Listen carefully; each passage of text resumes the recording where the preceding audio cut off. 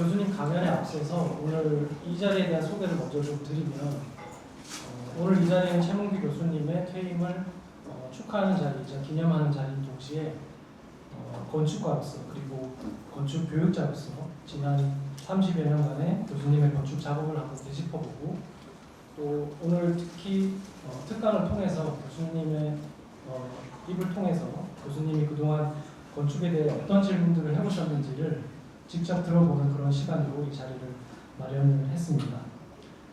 비록 교수님이 이번 학기를 마지막으로 교육자로서의 시간을 마감을 하시지만 그 끝을 기린다는 의미보다는 또 앞으로 계속 이어나가실 건축 작업과 또 그것에 대한 질문들을 기대하는 마음이 더 큰 것 같습니다. 교수님께서 워낙 거창한 세레머니를 안 좋아하셔가지고 오늘 이 자리는 무거운 행사라기보다는 어떻게 보면 교수님께 들은 마지막 수업이라는 생각으로 여기 계신 여러분들도 교수님의 강연을 경청해 주시면 좋을 것 같습니다. 마지막으로 교수님 퇴임을 진심으로 축하드리고요.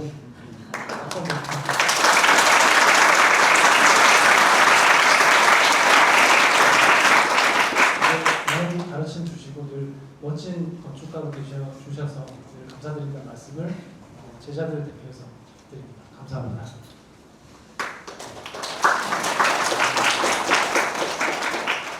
자, 그럼 바로 오늘 건축의 질문들이라는 제목으로 강연을 해주실 최문규 교수님을 앞으로 모시도록 하겠습니다.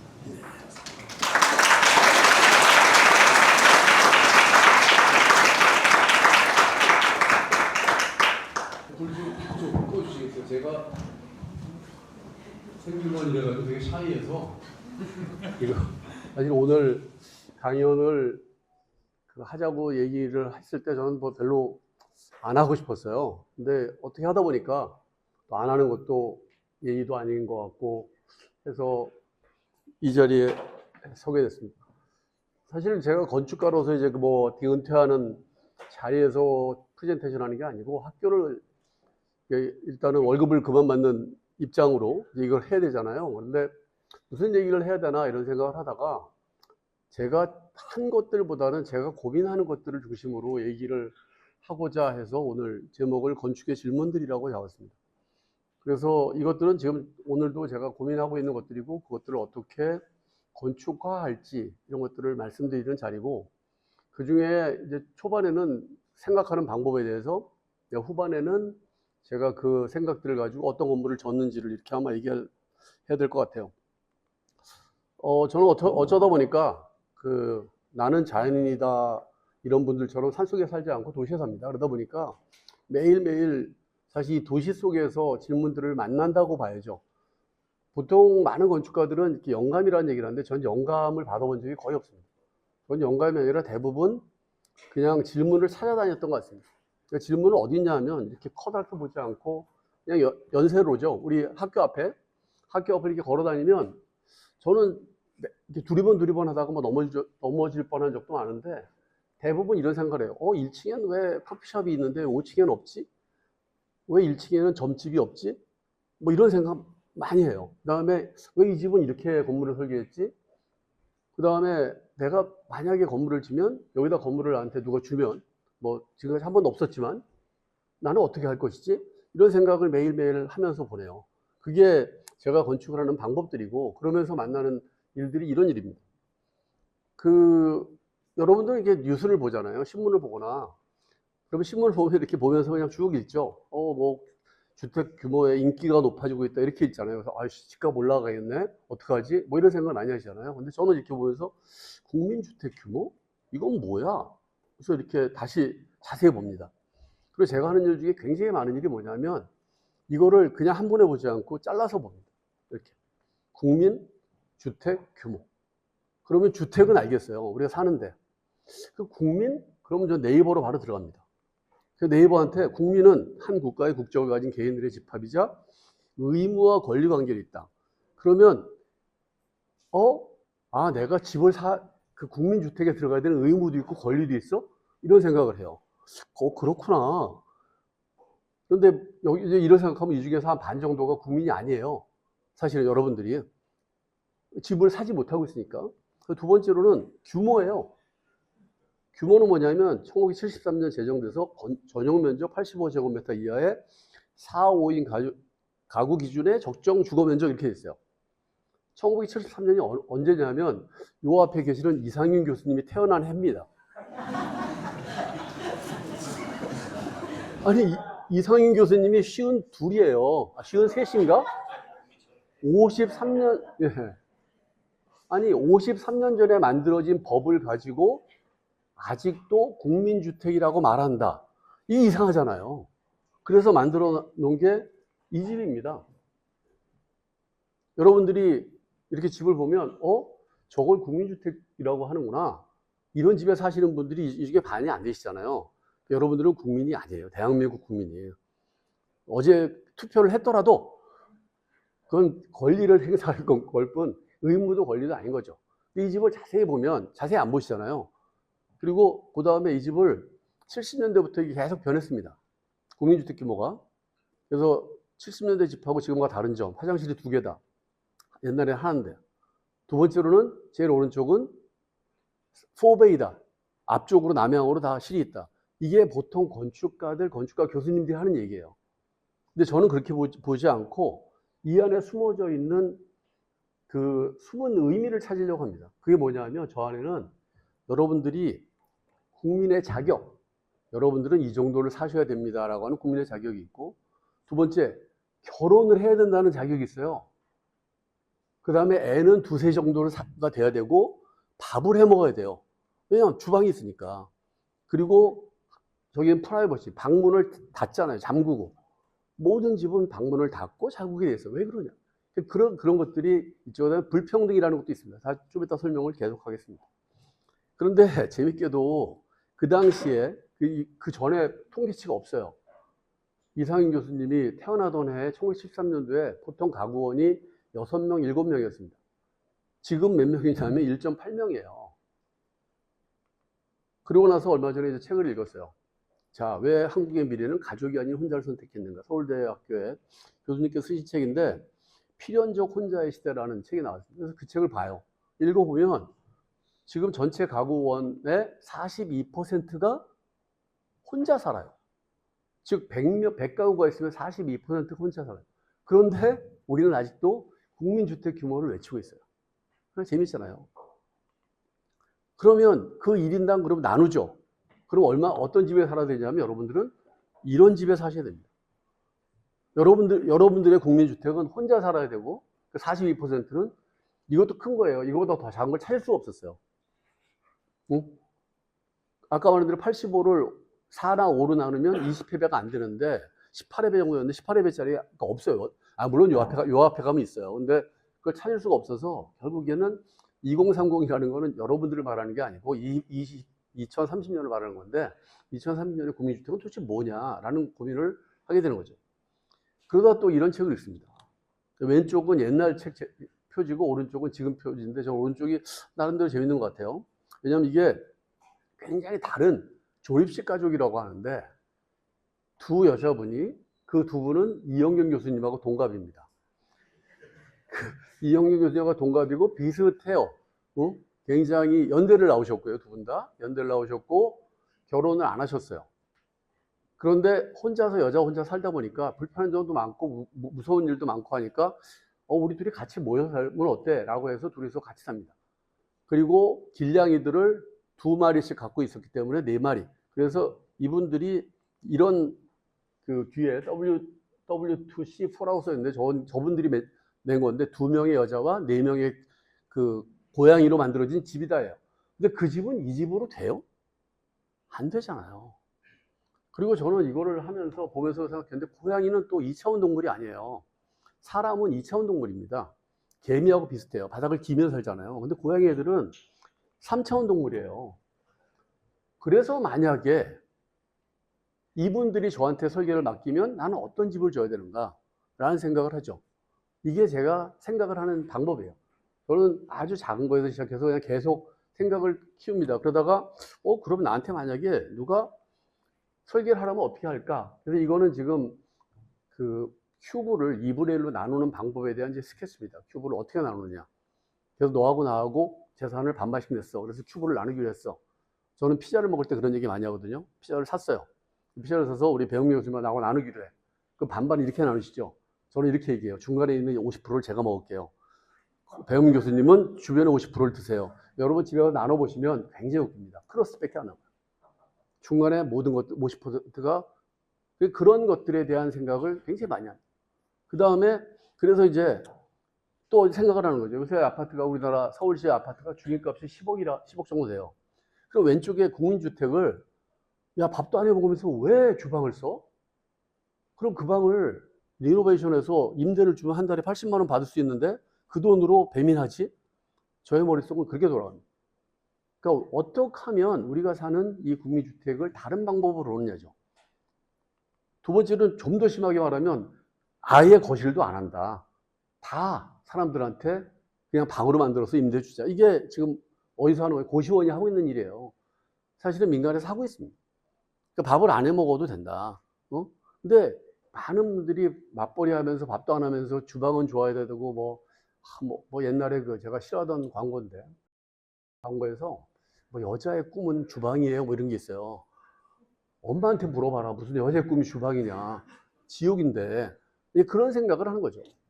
그 다음에 제가 왼쪽은 제가 태어나던 해보다는 좀 길 건데 이거 누구를 말해야 되나? 근데 없네요. 아, 김태형 교수님?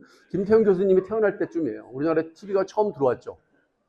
그래서 옛날이에요. 옛날. 우리 김태형 교수님이 옛날에 태어나셔서. 그럼 그 옛날에는 여러분들의 노트북만한 게 TV였습니다. 그 노트북을 거실에 놓고 동네 사람들이 모여서 TV를 봤어요. 그리고 그 TV가 점점 커졌어요. 지금은 85인치 정도 팔더라고요. TV가 커지고 있어요. 그런데 삼성에서 TV를 그 다음에 뭘 만들어야 되죠? 만들 게 없어요. 100인치? 200인치? 그래서 만듭니다, 이 사람들. 이렇게. 만들면 뭐예요? 어떻게 팔아요? 여러분들이 가끔 재수없어서 영화를 늦게 사서 미션 임파서블을 제일 앞자리에서 보는 거랑 느낌이 비슷해요. 뭔가 봤는데 기억은 나지 않아. TV가 끊임없이 커지면. 지금 200인치거든요. 얘를 사면 큰 문제가 있습니다. 일단은 여러분들 집까지 배달이 안 돼요. 왜? 엘리베이터가 작아서. 두 번째는 현관문을 통과를 못 해요.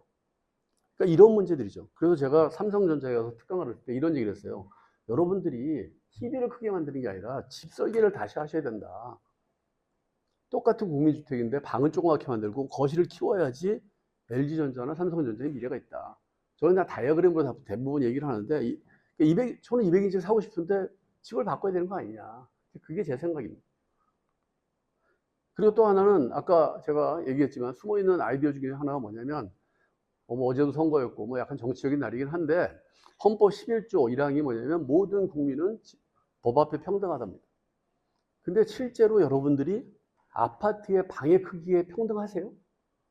여기서 운이 좋아서 배웅 교수님이나 나나 뭐 제가 알기로는 뭐 이상현 교수님이나 이렇게 장남으로 태어나 한정민 교수 장녀로 태어난 사람들은 큰 방을 갖고 태어나요. 근데 이 중에서 막내로 태어나시거나 이런 분들은 그냥 불평등하게 사는 거죠. 그래서 제가 이제 LH를 만나면 이런 얘기를 합니다. 왼쪽 아파트 말고 그래 오른쪽을 줘라. 오른쪽 아파트는 굉장히 간단합니다. 방의 크기가 같은 거예요. 엄청나게 대단한 설계를 하는 게 아닙니다. 방의 크기가 같으면 가위바위보에서 나눠 가질 수 있는데 방의 크기가 다르면 하이어라키가 있어요. 부모니까, 고3이니까, 장남이니까 이런 것들은 옳지 않다라는 거죠. 그리고 마지막으로 이런 집을 설계를 합니다. 아니 처음부터 이렇게 가자 그럼 85회배는 좋다고 치고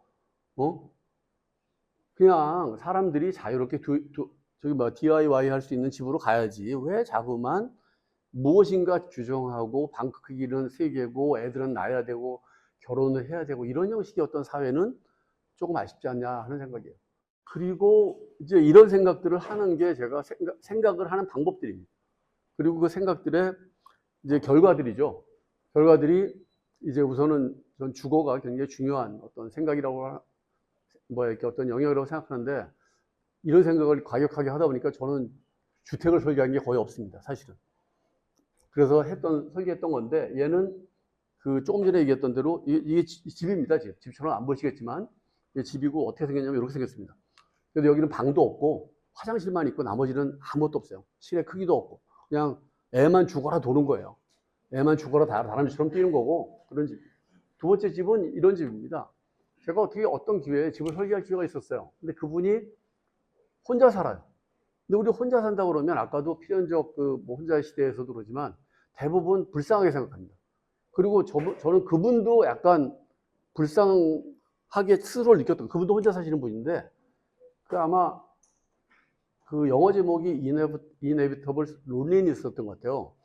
그러니까 필연적 혼자의 시대와 그 필연적 고독의 시대는 되게 다른데, 고독하다고 느끼고 굉장히 뭔가 이렇게 정의하다고 느끼는 것 같은데, 어떤 분이 돈을 많이 벌어서 자기 집을 크게 짓고 싶었어요. 그래서 200평 정도의 커다란 집을, 뭐 속칭 말하는 자동차 5대. 근데 이분이 한테 이제 처음에 프레젠테이션 할 때 200평이 얼마나 큰지 아냐? 잘 모르시죠. 그래서 50평짜리 아파트 평면도입니다. 둘 중에 하나 선택하십시오. 그랬어요. 하나는 50평짜리 아파트를 4개를 복제한 것. 아니면 그냥 순수하게 4배 한 거. 4배를 복제하면 어떻게 되냐면 방이 20개가 됩니다. 아, 정말 무서운 집이 돼요. 문 열 때마다 무서운 거잖아요. 이 20개는. 그러면 그냥 순수하게 방을 키우면 어떻게 되냐면 이렇게 됩니다.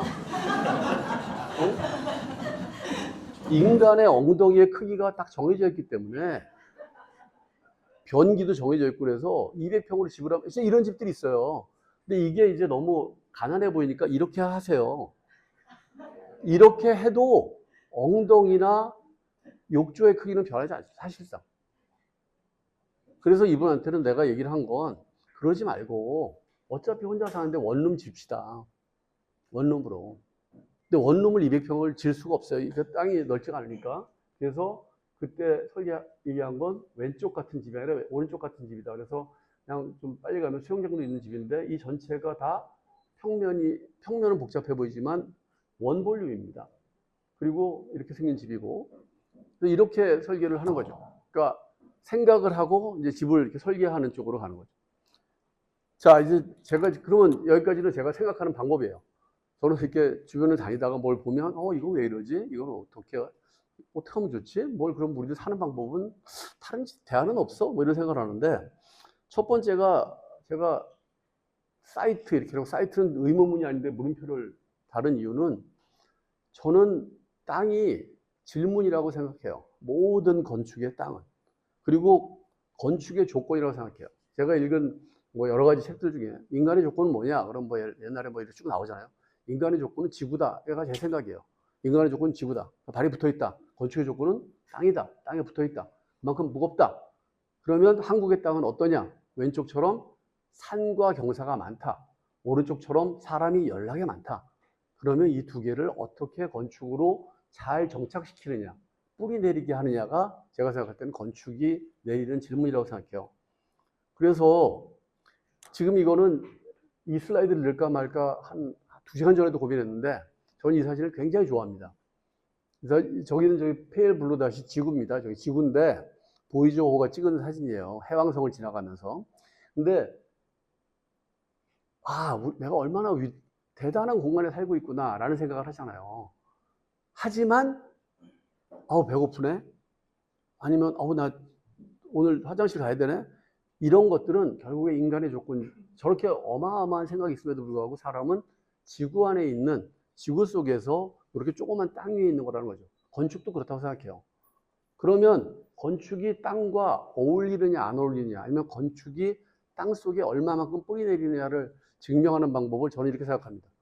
제 건물을 띄워서 쌈짓길을 띄워서 청담도에 갖다 놓으면 워킹하면 그거는 땅과 아직까지 정착이 안 된 거고, 뽑는 순간 아무데나 갖다 놓을 수 있으면 이제 걔는 자유로운 거죠. 그래서 저는 건물을 볼 때, 남의 건물을 볼 때, 제 건물을 볼 때 이런 생각을 정말 많이 합니다. 그래서 이제 그냥 막 지나가겠습니다. 여기는 쌈짓길입니다. 이 건물이 이사동을 떠날 수 없다는 건 저는 뭐 극명하죠. 그 다음에 두 번째로는 현대카드입니다. 현대카드 뮤직라이브러리도 누가 그래요? 이런 비슷한 건물을 딴 데 지으면 안 돼요? 그럼 망하는 거예요. 연대 앞에 하나 지으면 그냥 망하는 거죠. 공대 앞에. 그 다음에 카이스트에 있는 조그만 하우징인데 땅의 모양, 경사 이런 것들을 생각하시면 되시면 될 것 같습니다.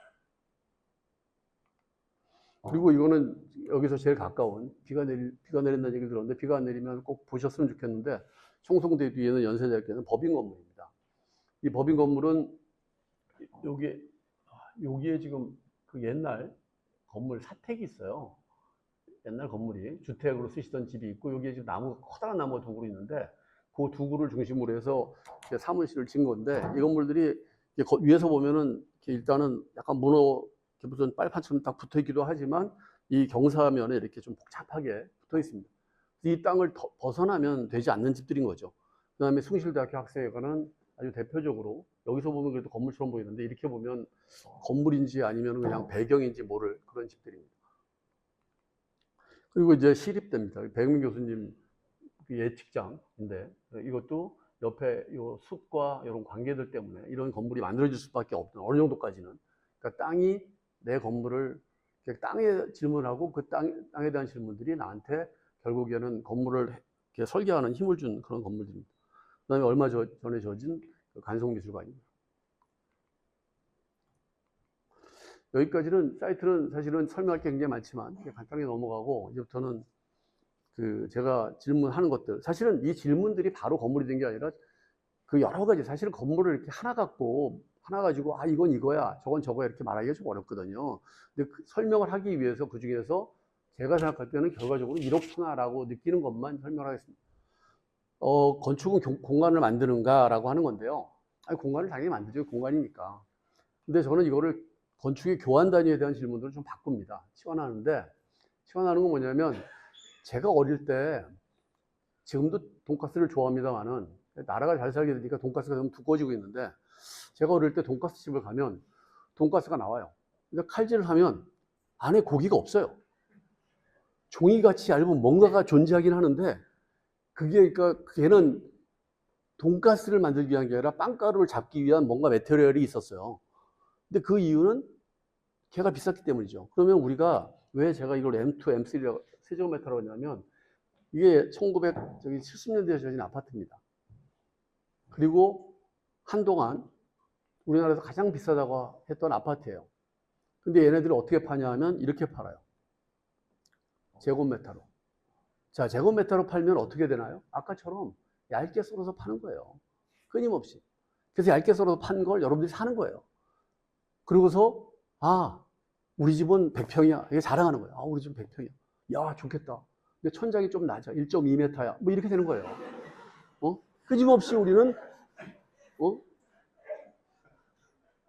아이고 키 큰 양반 이렇게 우리 뭐 TV에 나오는 키 큰 사람들 있잖아요. 그 농구선수 출신들 그런 사람들이 이코노미 타는 거 같은 비슷한 거예요. 이코노미석 타고서 나는 미국 갔다 왔어. 그런 느낌의 세상을 조금 질문하고 싶었어요.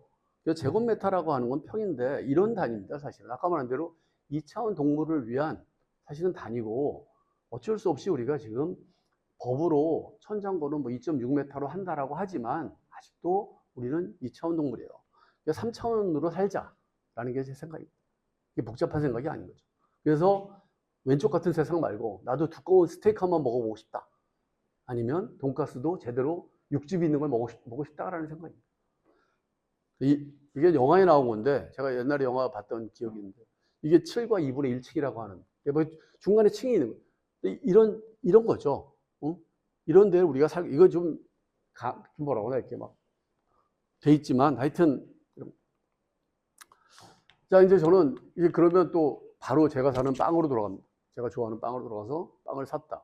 빵을 사서 껍데기를 벗겼더니 이런 빵이 나오잖아요. 야 이상하잖아. 그냥 배우민 교수님하고 나하고 몸무게가 다른데 왜 똑같은 한 슬라이스가 저러냐. 그래서 웬만하면 저 중간에 좀 두꺼운 데를 주세요 이렇게 얘기를 하는데 그렇지 않고 빵을 샀는데 누가 이렇게 잘라주면 굉장히 좋을 것 같은 거예요. 빵이라는 게 저렇게 나올 수도 있잖아요. 그러니까 아무도 이렇게 팔지 않는 거잖아요. 우리는. 이거 만드느라고 저랑 같이 일하는 친구가 좀 고생했어요. 그 친구가 뭐 이런 걸 시키지. 이게 뭐 도대체 결과가 뭐야 이게. 그래서 이 건물은 제가 설계한 게 아니고요. 제가 이제 이걸 정리하면서 이런 생각하는 거죠. 이걸 단순화해서 수식으로 하면 어떻게 할까? 1층은 2층하고 다르다. 근데 2층, 3층, 4층은 같다. 근데 아름답다. 이게 이제 일반적인 건물 설계하는 방법인데 저는 1층하고 2층하고 3층하고 4층하고 다르다. 그러니까 이 집은 1층, 2층, 3층, 4층이 다른 집입니다. 높이가 다르고 재료가 다르고 발코니의 위치가 다르고 발코니의 모양이 달라요.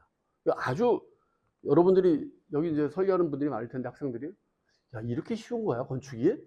좀 너무 막 가는 거 아니야? 이렇게 생각할 거예요. 너무 쉽잖아요.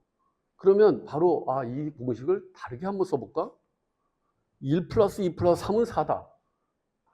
그거는 뭐냐면 1층의 높이와 2층의 높이와 3층의 높이가 4층의 높이와 같다. 그러니까 이 건물의 높이를 정해줬어요. 그래서 보통 이렇게 하잖아요. 1층 6m, 2층 4.5m 이렇게 하는데 그러지 않고 1, 2, 3층은 다 가능한 컴프레스하고 나머지 남는 돈으로 4층에 모두 쏟는다. 이게 제 생각입니다.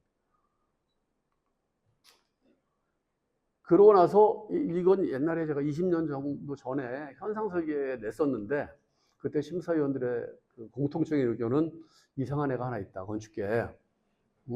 아주 생각을 이상하게 하는 애가 있다. 그런데 20년 정도 지나니까 이걸 받아들여주는 세상이 왔어요. 그래서 이거는 여기 보면 1, 2, 3, 4가 있는데 크기가 다르죠. 숫자들이, 글자들이. 1, 2, 3, 4. 그러니까 3은 되게 2는 큰 방이에요. 3은 고다음 큰 방, 쬐그만 방. 그래서 여기는 이 방이 방이 하나입니다. 저게 지금. 그래서 안에 보면 이렇게 굉장히 높고 어마어마하게 높죠. 그다음에 여기 기둥도 없어요. 심지어 기둥이 안 보이실다 모르겠는데 기둥이 없어요. 저 지금 나무처럼 보이는 애가 기둥.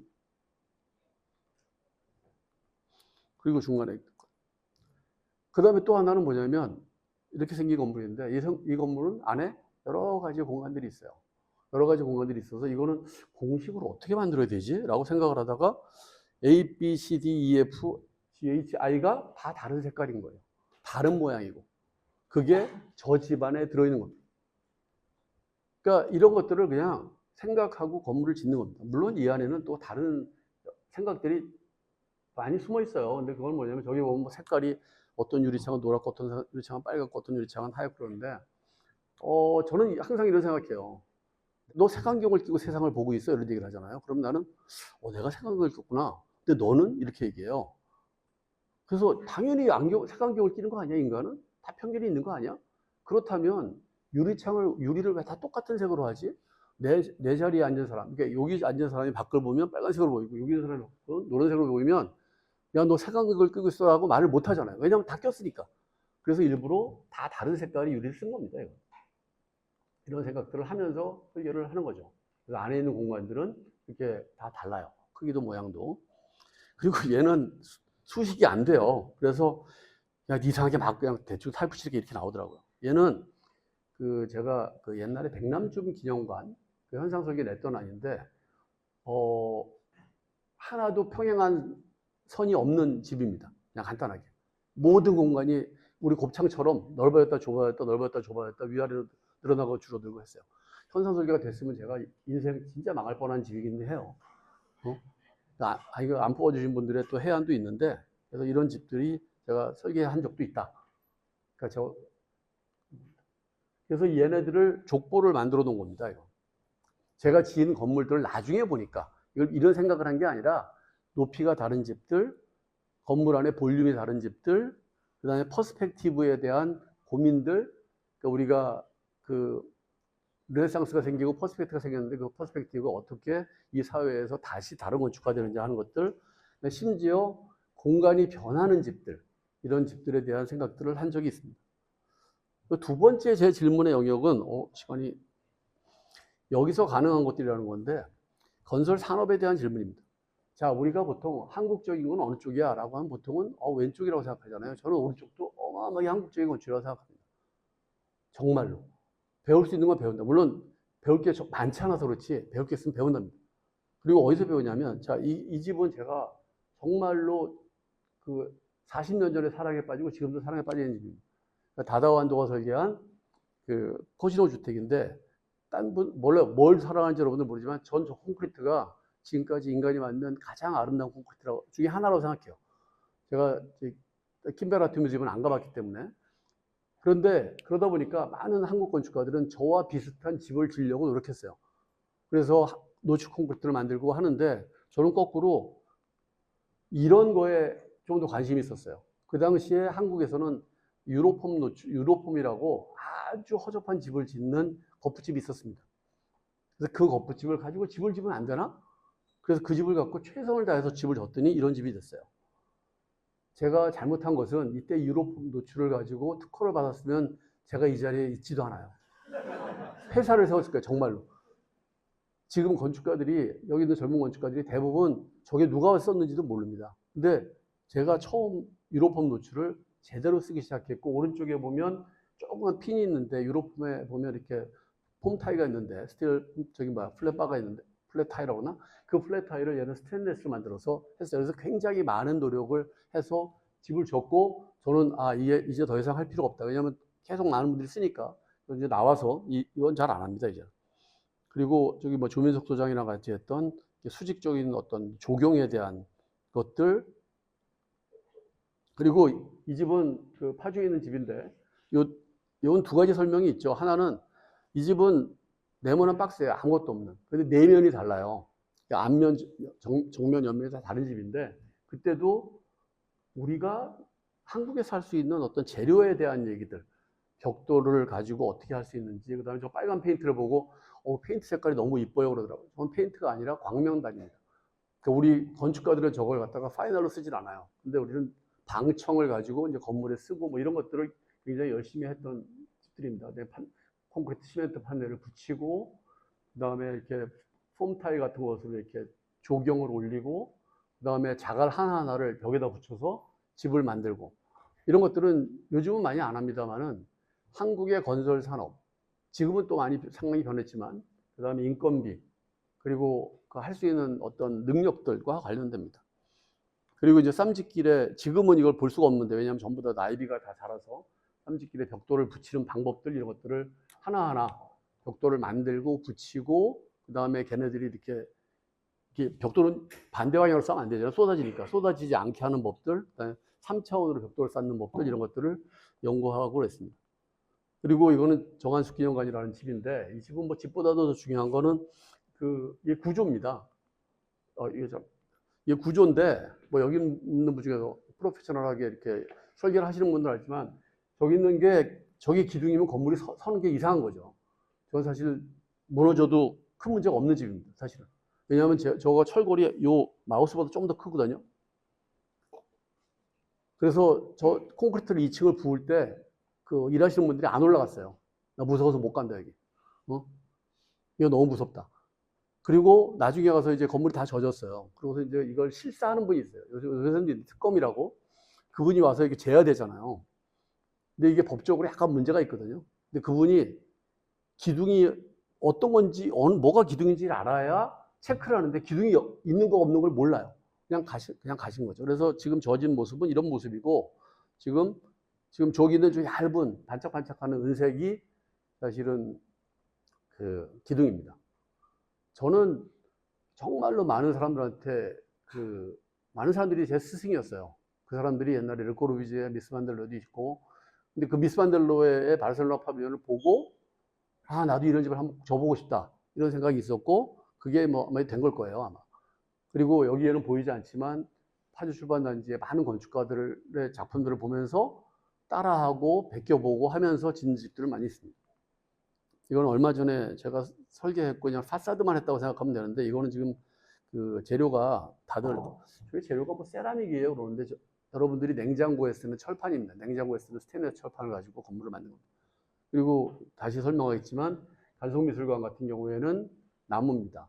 나무 기둥인데, 나무 기둥으로 나무 볼을 만들고 하는 집은 많아요. 일본 사람들은 많이 하고 있고. 근데 저 집은 나무 기둥에 콘크리트입니다. 콘크리트 지붕이기 때문에 저런 것들은 잘 안 하시죠. 그런 집들을 설계했습니다. 그다음에 마지막으로 제가 사실 여기 있는 여러분들하고 좀 생각을 쉐어하고 싶고 하고 싶은 거는, 나는 무엇을 하는 사람이고 무엇을 할 건가? 그냥 멋진 건물 져서 사람들한테 와, 저 최문규 건축 멋있지 않아요? 라고 하는 사람이 될 건가? 그래서 왼쪽 같은 그런 공간을 만드는 게 제가 하고 싶은 일인가? 아니면 아까도 배움 교수님하고 얘기했지만, 제 건물을 보면 이렇게 지저분하게 만들고 싶은 욕망이 드는 것 같다라고 얘기했는데, 쌈짓길처럼 좀 지저분해도 그래도 사람이 사는 집을 만드는 건가라는 생각을 할 때가 많습니다. 우리가 어릴 때 이 지도를 배웁니다. 논리맵이라고 하는 건데, 이게 로마의 지도예요. 로마의 지도인데 옛날에 이 논리맵을 자세히 보면 하얀색이 사람이 가는 공간이고 까만색은 못 들어가는 공간입니다. 근데 보면 하얀색이 엄청 많아요. 근데 로마를 실제로 가서 보면 여기서는 저기 짙은 저기 시멘트 색깔이죠. 그러니까 아스팔트 색깔이 사람이 갈 수 있는 데처럼 보이는데, 결국에 여기에 가장 중요한 그 논리맵의 중요한 아이디어는 뭐냐면, 판테온처럼 건물이라도 안으로 들어갈 수 있으면 사람이 쉽게, 그러면 흰색으로 칠하자입니다. 그런데 우리나라는 어떠냐면, 이거를 저도 똑같이 한번 그려봤어요. 우리나라는 흰색은 도로밖에 없어요. 나머지는 전부 다 철벽 방어예요. 심지어 우리 아파트는 외부 사람이 들어오지도 못해요. 다 태그되고 들어가고. 그러니까 이런 것은 모르겠어요. 저한테는 조금 불편하긴 합니다. 그러다가 이제 20년 전에 제가 이 학교로 올 때쯤 지은 건물이 쌈짓길인데, 쌈짓길은 뭐 여러분 다 아시잖아요. 길이 있고 작은 길이 있고 그 작은 길을 입체적으로 쌓은 길이다. 그러니까 이 어떤 공간의 밀도를 그대로 건축화하자. 요런 어떤 작은 가게들을 그냥 끌고 올라가자. 그러니까 왼쪽처럼 엘리베이터나 계단으로가 아니라 그냥 걸어 올라가자라는 생각이었고, 실제로 뭐 20년 동안 엄청나게 지저분해지긴 했지만 잘 쓰고 있어요. 그리고 그것이 그런 이렇게 이 설계를 보고 또 많은 사람들의 피드백을 받고 하면서 저는 건축에 대해서 내가 하고 있는 일이 굉장히 중요한 일이구나. 조금 더 뭐 거창하게 얘기하면 뭐 박애주의자라고 할 수 있지만, 그거보다는 내 주변 사람들이 이렇게 걸어 올라가고 할 수 있는 공간을 만드는 건 참 좋다라고 생각합니다. 저는 이 사진을 굉장히 좋아하는데, 여기 제일 오른쪽 아래 보면 여기 할머니가 걸어 올라오고 계세요. 저희 어머님보다도 사실 더 비슷한 연세일거나, 저희 어머님은 잘 못 걸으시지만, 근데 그런 분들이 건물을 천천히 걸어 올라가는 모습은 굉장히 저한테는 아름다운 모습인 거예요. 그러고 나서 저한테 이상한 이제 일이 벌어집니다. 이렇게 건물을 설계하고 났는데 제가 엄청나게 유명해진 거예요. 여러분들은 그냥 지금의 최문규를 보지만 20년 전에 제가 많이 유명했습니다. 그 이유는 20년 전에는 이렇게 인스타그램이 없었거든요. 그냥 하여튼 유명했어요. 근데 그 이유가 쌈짓길 하나 때문에 유명하니까, 이게 지금 여러분들이 보는 땅은 뭐냐면 DDP가 있는 땅입니다. DDP의 현상 설계에 제가 인바이트가 됐어요. 그때 인바이트 되신 분들이 당연히 자하디드가 있을 거고, 스티븐 홀이 있을 거고, 유명한 건축가들. 한국에서는 제가 존경하는 뭐 승현상 선생님, 뭐 조동영 선생님 이런 분들 하고 한 거예요. 저는 나이 차이 그분들하고 한 20년 나요. 어떤 사람들은 저를 이렇게 지방 가면 제가 굉장히 나이가 많은 사람인 줄 알아요. 왜냐면 그런 분들하고 같이 놀았으니까. 근데 물론 떨어졌죠. 근데 그때 제가 냈던 안은 뭐였냐면, 지금 운동장이 있고 운동장에서 저도 야구를 봤던 기억이 있는데, 그 운동장에 가서 느꼈던 그 느낌 아니면 그 어떤 감동, 이런 것들은 싹 지우고 건물을 짓는 것보단 운동장하고 운동장에 그 잔디를 남기고 집을 짓자는 거였어요. 두 번째로는 건물을 지금 코엑스처럼 밖에서 안 보이는 집이 아니라 안에가 훤히 보이는 집을 짓고 싶었어요. 그리고 그 집이 이 집입니다. 위에서 보면 운동장은 그대로 남아있죠. 그리고 이렇게 돼 있어요. 축구 운동장 그대로 남고 건물을 한쪽으로 다 몰아서 사람들이 그냥 걸어서 올라가는 공원 같은 걸 만든 거죠.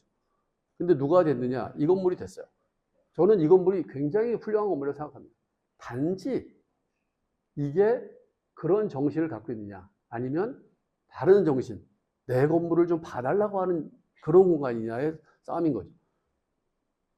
그리고 이제 저 현상설계에서 제가 떨어지고 나서 굉장히 이렇게 가슴 아파할 때 지은 건물입니다. 숭실대도 건물이 그냥 나지막한 건물입니다. 학생회관인데 그 중간에서 보면 1층짜리 건물이고 사실은 5층 정도 되는 아주 커다란 건물입니다. 그래서 제가 설계한 건물들은 어디든지 다 대부분 올라가게 돼 있어요. 물론 숭실대는 위에 지금 안전 때문에 최옥상까지는 못 가지만, 그래서 저렇게 스탠드가 있고, 스탠드가 있으면 뭐 항상 이렇게 누군가가 이렇게 뽀뽀를 하기 위해서 올라가게 되고, 이런 것들이 만들어지잖아요. 그러니까 좋은 공간들이 건물을 사람을 밀어내는 게 아니라 사람들을 이렇게 받아들이는 거죠. 얼마 전에 들으니까 여기에 저녁 되면은 이런 저녁이죠. 그럼 동네 사람들이 다 와서 여기서 앉아서 맥주 한잔 하나씩 하고 가요. 그러니까 그런 공간을 만드는 게 중요하다는 겁니다. 이건 학생 식당인데요. 학생 식당인데 굉장히 좋아요. 축구장도 보이고 뭐 양쪽으로 보이고 굉장히 좋은데, 근데 이제 이 완공되고 나서 한 1년 있다가 다시 갔더니 학생 식당에 이렇게 갔는데 이상해요, 뭔가. 보니까 다 공부를 하고 있더란 말이에요. 그리고 공부를 하는 것까지 이해가 되는데 여기 이렇게 써 있어요. 제발 밥 좀 먹지 말고, 아니, 공부 좀 하지 말고 밥 좀 먹읍시다라고. 왜냐하면 너무나 많은 학생들이 여기서 공부를 하는 거예요. 우리 학교 공대 1층하고 비슷한 거예요. 사공학과 1층. 저는 그게 우리의 도서관의 미래라고 생각합니다. 조용히 해가 써있지 않는 공간이 바로 도서관이다. 그러니까 여기도 학생들이 밥을 먹으면서 공부할 수 있는 데는 없잖아요. 그러니까 이런 것들을 하고 싶은 게 제 생각인 거죠.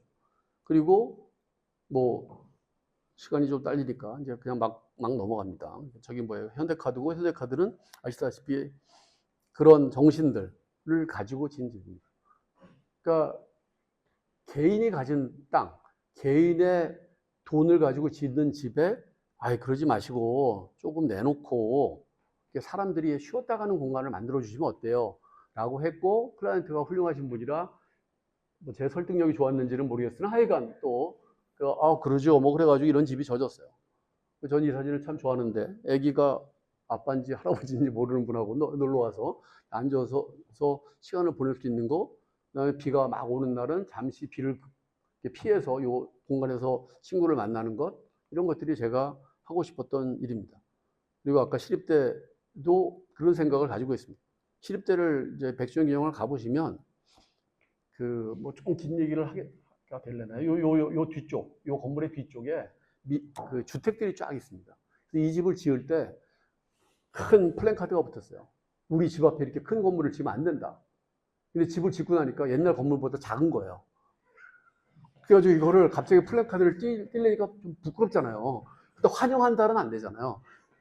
그래서 좀 이상한 일이 벌어졌는데, 저는 내가 집을 지을 때 옆에 사람들이 어떻게 될 건가, 내 집이 어떻게 집을 져야 되는가라는 겁니다. 이 집은 보면 너무너무 단순하게 여기에 요 집의 두께가, 또 여기 있는 요 집이 요 앞에 있는 집의 두께가 같아요.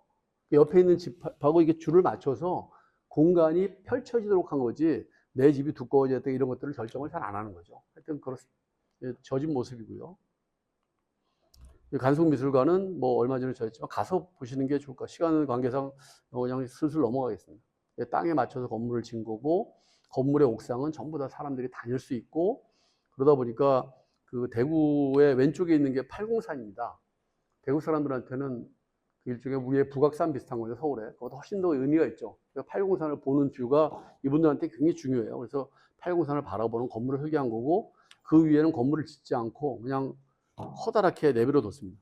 그래서 사람들이 그 위에 사진은 그 작가가 찍은 사진이고요. 작가는 좀 더 이렇게 멋있는 사진을 찍고, 저는 사람들이 이렇게 앉아있는 사진을 찍은 이유가, 사람들이 이렇게 앉아서 그냥 편안하게 팔공산을 바라보고 사람들하고 도시락 까먹고 할 수 있는 공간을 만들기를 원했어요. 그러니까 제가 질문을 던지면서 했던 것들은 대부분 이런 겁니다. 어떻게 하면 땅에 맞출까? 공간을 어떻게 만들까? 공간은 사고 파는 방법들, 아니면 우리나라의 건축에 맞는 것들, 아니면 공공성, 이런 것들이고, 이런 생각들은 사실 어디서 오냐면, 여러분들이 그 오일러라든지 가우스라든지 뭐 이런 사람들, 페르마라든지 이런 수학자들은 들어봤을 거예요. 뭐 유명한 수학자들이니까. 근데 힐베르트라는 사람은 한 명도 없어요. 왜? 힐베르트는 유명한 수학자가 아니니까. 가 아니라 힐베르트는 125년 전에 가장 유명한 수학자입니다. 유럽에서, 전 세계겠죠. 근데 이분이 그때 이렇게, 여기 있는 계신 분들과 똑같은 거죠. 제가 오늘 하고 싶은 얘기 이런 거예요. 이분이 어느 날 그 세계 수학자 대회에서 발표를 합니다. 그래서 이렇게 쭉 청중들이 앉아요. 힐베르트가 굉장히 중요한 발표를 한다. 그럼 뭘 생각하겠어요? 이 양반이 뭔가 지금까지 안 풀리던 문제를 풀었구나라고 생각을 하겠죠. 그런데 그러지 않고 힐베르트가 이렇게 얘기합니다. 내가 평생 동안 풀었는데 안 풀린 문제가 23개가 있단다. 너희들 이거 갖고 와서 풀어볼래? 라고 얘기합니다. 그리고 그걸 그러면 바로 듣고서 여기는 저희가 뭐라고 했어요? 오씨, 내가 이거 풀면 힐베르트보다 유명해지는 거 아니야? 그래서 들고 뛰어요. 그래서 풀기 시작합니다. 그래서 풀고서 그 시간이 지났죠, 많이. 얼마나 지났죠? 125년 지났어요. 정확히 126년인데, 이게 1900년이니까. 이 중에서 파란색은 풀렸고요. 흰색은 안 풀렸어요. 125년 동안 3개의 수학자들이 했는데 저는 이 정신이 저한테 항상 하는 얘기입니다. 제가 여러분들한테 저는 이런 공간에 대해서, 공공성에 대해서, 땅에 대해서 이런 생각을 하고 문제를 풀려고 했어요. 근데 여기까지밖에 못했어요. 학생들이 나머지는 또 풀어주시고, 그 다음에 뭐 10년이 됐든 20년이 됐든, 이상윤 교수님 12년 남았거든요. 이상윤 교수님 오셔서, 이 자리가 될지 모르지만 이상윤 교수님 오셔서 12년 후에, 최 교수님 여기까지 제가 했어요. 아니면 해보니까 또 새로운 질문들이 또 생기네요. 라고 하면 그것으로 가장 만족하는 강의가 될 거라고 생각합니다. 그리고 이제 이 전체를 정리하면 여기 이제 배영민 교수님이 저랑 같이 안 쓰겠다는 책을 끌고 가서 쓴 책이 이 책인데 여기 나오는 글입니다. 저는 건축가가 자기의 능력을 가지고 해결책을 내는 사람이라고 생각하지 않습니다. 저는 아니라고 생각해요. 저는 지금 이 모습이 최선이라고 믿는 것도 별로 믿지 않습니다. 100년 전에 여성의 참정권이 없는 것이 최선이었어요. 지금 그런 얘기를 하면 큰일 나죠. 그죠? 성적 소수자에 대한 것들도 그 당시에는 지금하고 너무 달랐어요. 그러니까 최선이라고 믿는 순간 제가 볼 때 망하는 거예요. 최선을 믿으면 안 됩니다. 그래서 그걸 질문하고 그 중에서 저는 건축가니까 제가 책을 썼으면 책을 썼겠지만 건축가니까 그걸 가지고 보여주는 거예요, 여러분들한테. 건물로. 그러면 사람들이 예를 들어서 현대카드를 가보고 나서 제 친구 임재용이라는 건축가가 있는데 어느 날 야, 건물이 완공이 안 되냐, 왜? 그래서 왜 그랬더니 왜 유리를 안 달어, 걔는? 그러니까 그런 말이 나오게 만드는 것, 그게 제가 할 일이고, 그래서 여러분들이 건축 속에서 뭐 간단합니다. 이게 뭐 당연한 거, 저기 뒤에 서 계시는 분들이 있으니까 큰 문제는 아닌데 난 항상 왜 교수가 서서 얘기를 하고 학생들은 앉지? 이런 생각을 많이 해요. 다리 아파 죽겠는데 왜 내가 서야지? 그러다가 바로 깨닫습니다. 돈을 학생이 냈잖아. 그럼 교수가 서야죠. 그지? 갑이잖아. 제가 이렇게 깨끗하게 입고 오는 것도 밥할 때 잘 보여야 되잖아. 이런 생각해요. 그러니까 그런 생각을 가지고 끊임없이 유일한 해결책이 아닌 대안을 찾는 것. 이게 제가 하고 싶은 일이고, 오늘 제가 해법을 만들었다고 자랑하려고 나온 게 아니라, 저는 계속 이런 고민을 하고 있고, 질문을 하고 있으니, 여러분들도 같이 있었으면 좋겠다. 그 다음에 그런 질문들을 나타나는 걸 봤으면 좋겠다. 로 대신 하겠습니다. 감사합니다. 네.